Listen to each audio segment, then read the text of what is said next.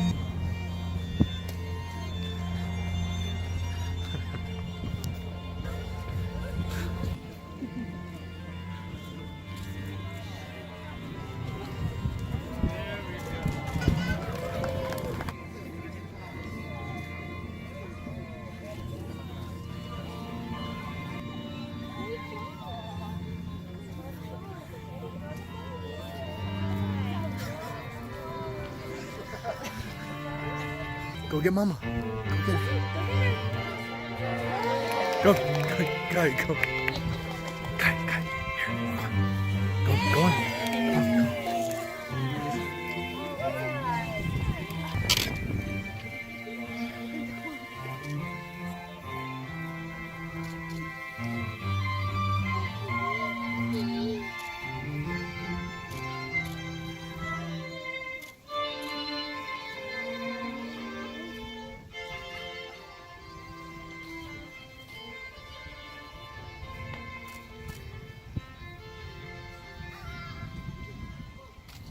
Glad that you are here on this special occasion of their lives. Our participation in this ceremony is our prayer and our good wishes for them as bride and groom. Marriage is as old as the human family. It is the celebration of the highest of what we know and love, the pledging of the deepest fidelity, and the expression of the highest aspiration. It is what you are saying to each other on this day. It is important that you know that there's no relationship that is stronger, yet more fragile than a marriage relationship. But you've come to commit yourselves to it now. Chris, I was honored the day that you took me aside and asked if you could marry my daughter. Because I was not hesitating to say yes, because of the kind of love and comfort and kindness that you have shown her. Gave her the kind of fulfillment that she has needed for such a long time. How wonderful it was that day when you planned to have your family and Christy and I present when you kneeled on one knee and asked her to be your wife. Allie, I'm glad you said yes. Because you are providing Chris a yearning of his companionship and respect for you, which is fullness in life. It's the fullness of his life as well. And the assurance of being cared for so that you can be the creative and wonderful woman that you have been with all of your talents and your abilities.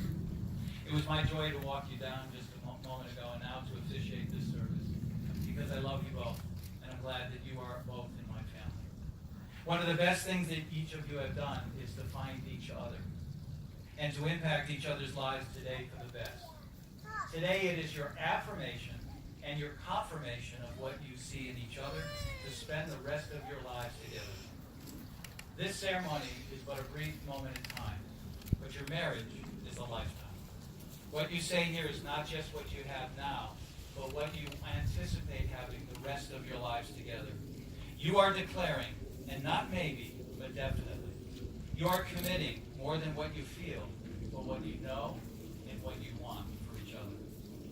You have selected 2 readings to describe the kind of love that you want everyone to know what your love is all about. The first reading is from a book entitled Corelli's Mandolin by Louis de Bernis. He wrote, "Love is a temporary madness. It erupts like volcanoes and then subsides. And when it subsides, you have to make a decision.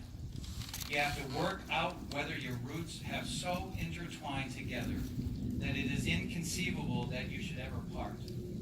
Because this is what love is. Love is not breathlessness. It is not excitement. It is not the promulgation of promises of eternal passion. That is just being in love, which any fool can do. Love itself is what is left over when being in love is burned away. And this is both an art and a fortunate accident. Those who truly love have roots that grow together underground. When all the pretty blossoms have fallen from their branches, they find that they are one tree and not two. This is what the Apostle Paul wrote in 1 Corinthians. Love is patient and kind, does not envy or boast, but is true and rejoices in the truth. That love is not false, but is genuine and true. As this other writer that you chose, anonymously writing, real love. Real love is something beyond the warmth and glow, the excitement and romance of being deeply in love. It is caring as much for your partner's welfare and happiness as your own. But real love is not total absorption in each other. Real love is looking outward in the same direction together. Love makes burdens lighter because you divide them.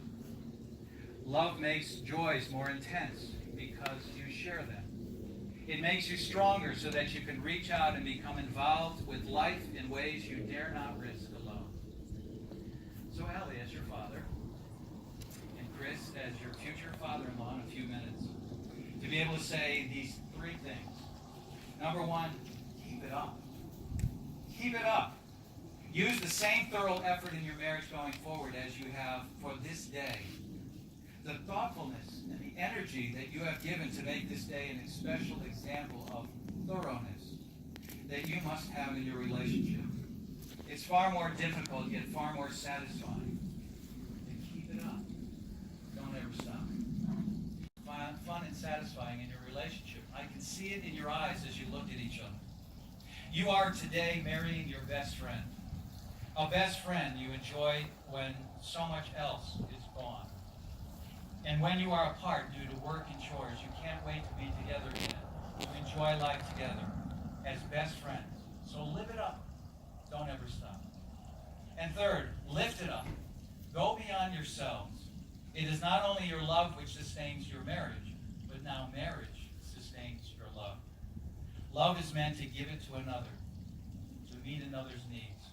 That is the love that always protects, always trusts, always hopes, always perseveres. Love never fails. Work on your marriage. Keep it up. Enjoy your marriage. Live it up. And go beyond yourselves. Lift it up to what is greater than yourselves. Don't ever stop. May God bless you in your life together. Now it is time for you to pledge your vows to each other as husband and wife. And you do so also as parents, that your love extends to Alexis and Grayson. You are husband and wife and parents. How awesome, yet imperfect. How challenging, but all rewarding rolled into one. As your loved ones take notice, and as I hand you the books that you have written your vows to each other, please begin with Chris reading your vows to each other. Allison Rouge, today my dreams are coming true. From the first time I met you, and every time I spent stalking you at work. Sorry, Houston. Listening to your stories about your niece and nephews, watching you light up sharing pictures of your trips to visit them, I was secretly dreaming what my life would be like being married to and having kids. Even though it took 3 years for our first date, we have never been apart since. I chose you then, and I choose you every day for the rest of my life.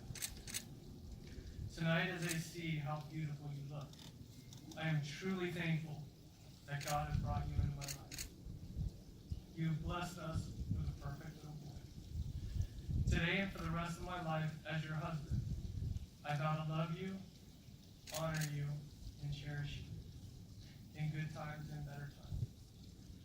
Today, in front of our family and friends, I ask you to be my wife and share my life. I commit to always support you, respect you, and pray. I commit myself to Grayson, Alexis, and our future family. I vow to support them, help them grow, and to set an example for them to see how perfect together you're meant to be.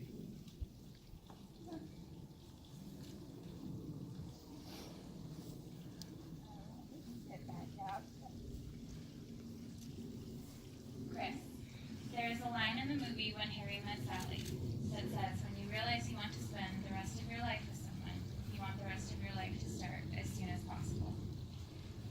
Whenever I hear this line, I think of us.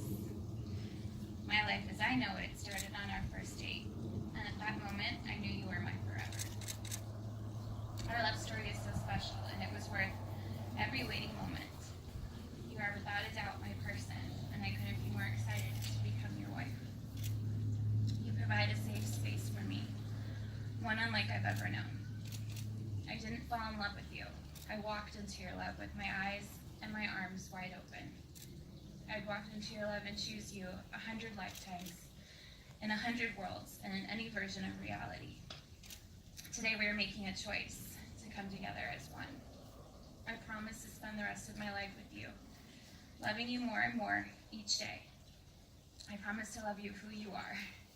I promise to uplift and support you, and occasionally push and challenge you.